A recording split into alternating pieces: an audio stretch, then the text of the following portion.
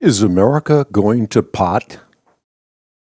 America's downward spiral is nothing short of staggering. Popularization of the pill in the 60s paved the way for the horror of Roe v. Wade in the 70s.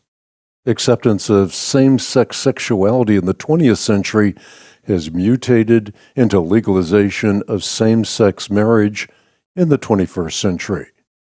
And as I speak, the legalization of medical marijuana in 37 states has morphed into legalization of recreational marijuana in Washington, D.C., and 18 states, including Alaska, California, Colorado, and New York, Oregon, and Washington. Because of the inherent dangers in a drag on the magic puff, I've developed the acronym POT as a memorable reminder to reject the reefer and its culture. Psychophysical problems. A variety of well-documented psychophysical problems are part and parcel of partaking in the puff. Psychological problems include diminished cognitive function, memory impairment, panic attacks, psychotic episodes, hallucinations, sleep deprivation, as well as dependence.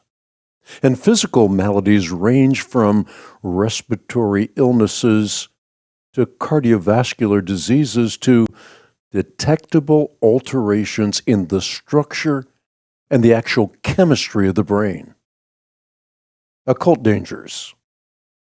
Just as there are psychophysical dangers that are associated with smoking grass, so too, there are very real spiritual dangers. Psychoactive substances in pot pave a dangerous pathway into the dubious world of the occult, into secret and hidden realities. In China, Taoist shamans actually employ cannabis in order to connect with ancestors in the spirit world. In India, devotees drink bhang and smoke ganja, all the while making oblations to such deities as the Hindu god Shiva. Sufi Muslims, for their part, use cannabis as a contrivance for various spiritual explorations. And in the West, Rastafarians use the weed of wisdom, so-called, to indulge in spurious religious rituals. Even the Buddha is said to have partaken of the elixir of life on his pathway toward enlightenment. As such, he is often pictured clutching a canister of cannabis.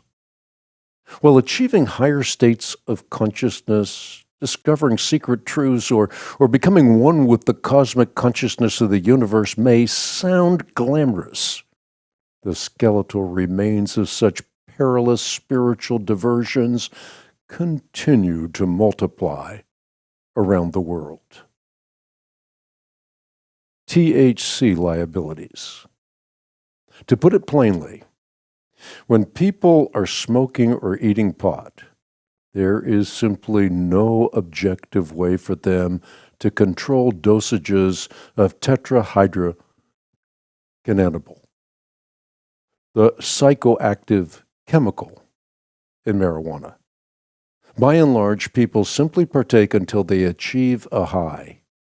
The danger here is that just as in a golf swing, feel is hardly real. A mere 4 inhalations of THC is all it takes to achieve an altered state of consciousness. Put another way, a dosage of as little as 7 milligrams of THC can be an unwelcome gateway to spiritual and psychophysical maladies that continue to spiral lives into viral dives. Now, while it's true that the Bible does not specifically deal with smoking pot. Its prohibition against intoxication certainly applies. We are called to be stewards of both the physical and the metaphysical aspects of our humanity, and to fail to do so is to sin against the very one who created us in his image and likeness. Do not be drunk with wine, in which is dissipation, but be filled with the Spirit. Ephesians chapter 5, verse 18.